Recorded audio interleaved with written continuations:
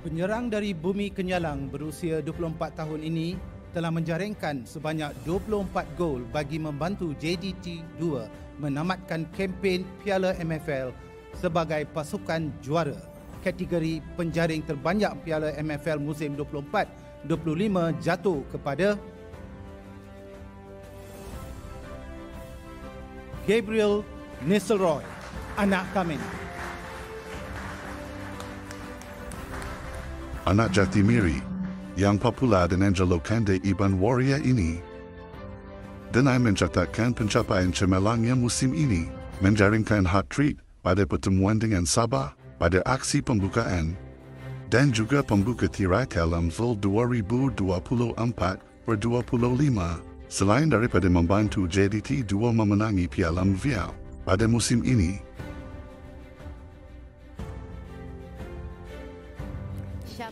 Pertama sekali, saya ingin mengucapkan terima kasih kepada penyokong dan rakan-rakan saya kerana telah membantu saya untuk menjaringkan 24 gol pada tahun ini, dan untuk kemenangan Piala MFL juga membuatkan saya terharu kerana telah menangi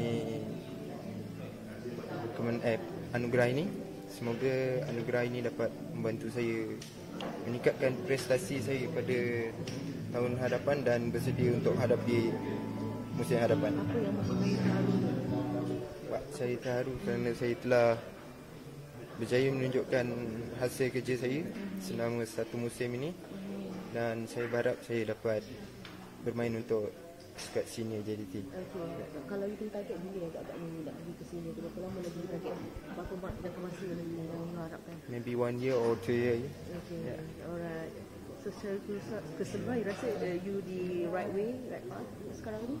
Ya, saya rasa saya berada di landasan yang tepat dengan kerana bersama pasukan yang dan kelab yang bagus dan fasiliti yang terbaik di Malaysia.